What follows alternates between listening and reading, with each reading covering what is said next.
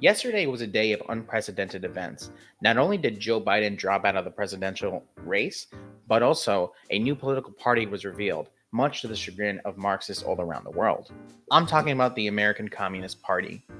This organization was founded off the heels of controversy with the CPUSA. That's a topic for another video. The ACP was founded by the likes of Liger Smith, and Jackson Hinkle, the premiers of MAGA communism.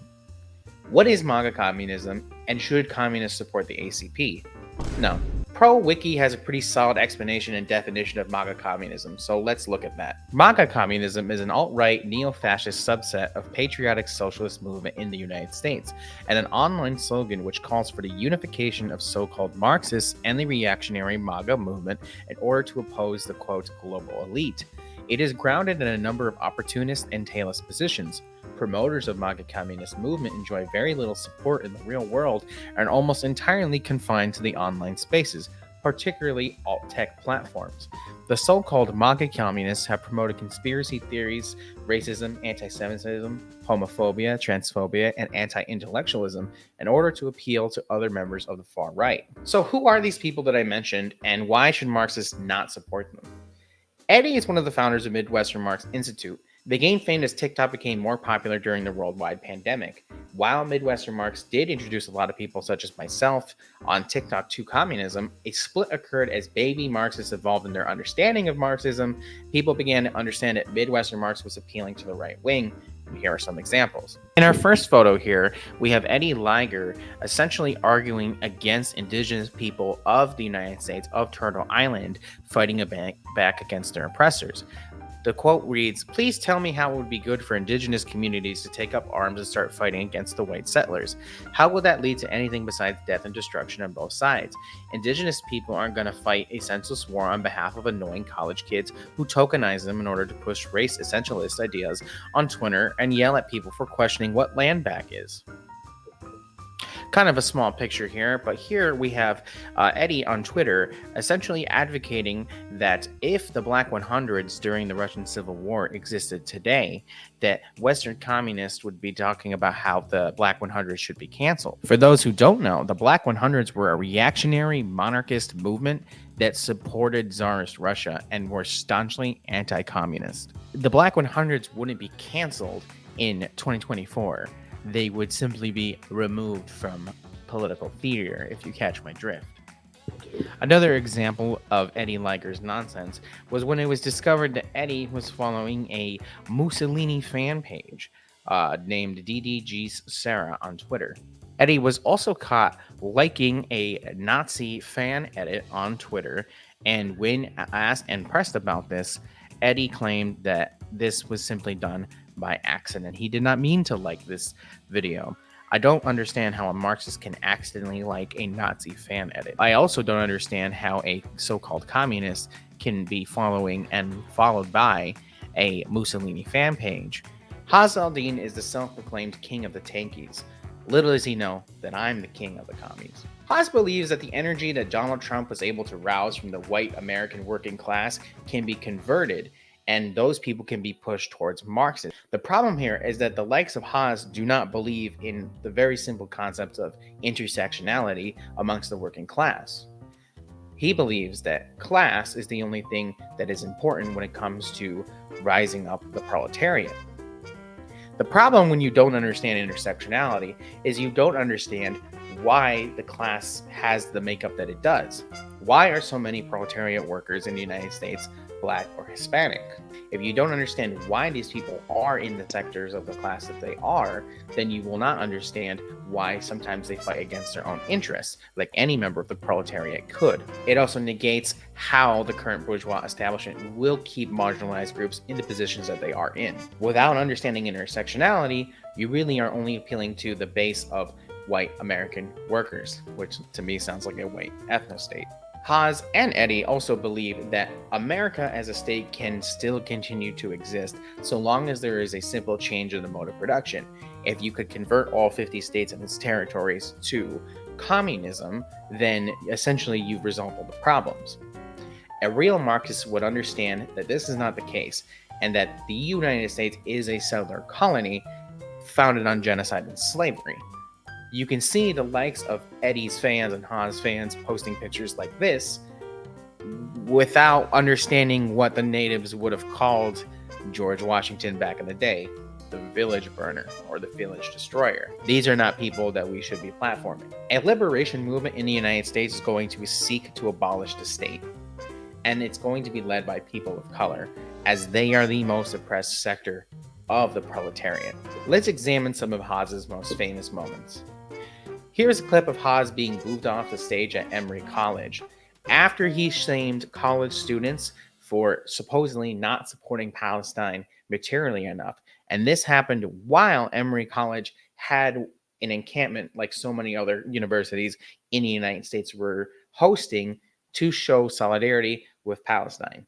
We in the West, and especially on college campuses, should also be mindful that the culpability of institutions, Western institutions, in the Zionist genocide is not simply one of financial aid. It's one of ideology also and soft power.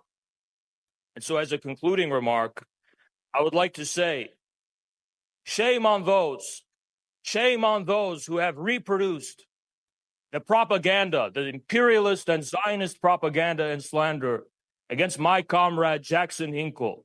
Shame on those who conspire to prevent him from speaking both at this university and other universities. You are just as much culpable in the crimes of the Zionists as those who materially give their dollars and money to them. Shame on you. The problem with your booing, students, you are a minority. The silent majority of this country is not persuaded by you. Your attempts to silence people and your attempts to cancel people are in vain. You have not done the work to convince the American people of the justness of the Palestinian cause. You isolate yourselves from them and alienate yourselves from them. This isn't what we were. Hey, don't touch me. I'll get you. So please off the screen. Following this, Haz took to stream, and this is what he had to say about the students. By the way, because not one of them could confront all these faggot students at Emory, and that's what they are. Bunch of pussies too, by the way, because not one of them could confront us in person about this. We made them feel so unsafe by being on campus. We were walking around their gay little fucking camp out or whatever. Not a single one of them came up to us and told us how they felt. Not a single one. Some took photos with us. Some took photos with us. So understand, when I have a sense of honor. In that Emory speech, Haz also talks about the benefits of multipolarity, which also real Marxists would understand is simply inter-imperial conflict. And that does not mean that the working class is going to be saved just because Russia and Brazil and China all of a sudden are cooperating more economically. If you simply look at the BRICS charter, that is self-evident. Haz on Twitter has also showed that his belief that Marxism requires the thoughts of Alexander Dugin and Martin Heidegger, who, if you do the most basic research, will be evident that they are literal Nazis. Nazis are the antithesis to Marxism. We do not gel with them, to say the least. Finally, we get to our last man, Jackson Hinkle. Hinkle is a well-known grifter. He started his media career appealing to the right wing. And since the escalation of the Palestinian genocide, Hinkle has become famous for his anti-Zionist statements, particularly on TikTok and Twitter. But I'm going to let these receipts speak for themselves.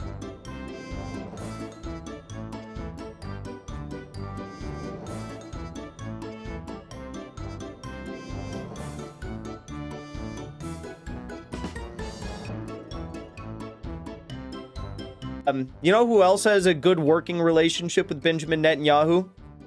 Vladimir Putin has a very good working relationship with Benjamin Netanyahu. I'm actually happier that for the sake of, the multipolar world order, that he is in power right now compared to the previous coalition in Israel. Xi Jinping of the Communist Party of China has a good working relationship with Benjamin Netanyahu, better than the previous coalition.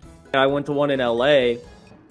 I've been to a couple in LA, and I literally met tons of Palestinians in LA, and it was like, I remember because, they were totally lefties. They were young Palestinians from Palestine who still have family there, But again, these are like the ugly ducklings. They come here and they push their wokeism. Do you think Jackson or these people really have the working class in their best interest? At the end of the ACP's so-called document, we can see a list of CPUSA clubs offering their support. According to many of these club members, this is false. And many of these groups have not offered their support at all. Commie Dad on TikTok has a great video on this.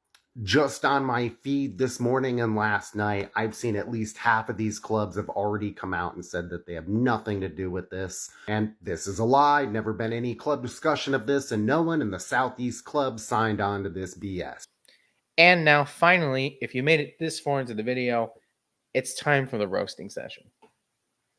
First off, what a dripless, swagless, cash moneyless photo this is.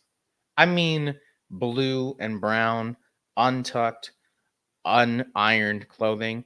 This guy looks super uncomfortable to be here. Where is this? This is a public park. Did they lean their phone against a water bottle and take this picture? This is how you know that none of these guys get any attention from anyone who isn't a straight male, because who let these people out of the house looking like this? It's the 8-bit logo versus our logo for me. It's giving untailored pants. It's giving zero style. High water ass pants. It's the toddler pants for me. That's enough about pants. Sorry, I got one more. These are not the hemlines of the working class. My father will hear about this energy. Homophobes united. Would you like to hear about this cool investment opportunity? Do you have a moment to talk about our Lord and Savior, Jesus Christ? I swear, it's not a pyramid scheme. It's a reverse funnel system. But not all men, right? Last night was a movie. Look, Brock Turner was misunderstood. Not all Germans. We have no fish to hold for this promo shot. You'll never be as good as my mom. Don't talk to her that way. Plenty of fish, more like plenty of fash. It's giving ye old medieval times monk haircut. It's giving coconut head. It's giving JC Penney photo shoot. Worst blunt rotation.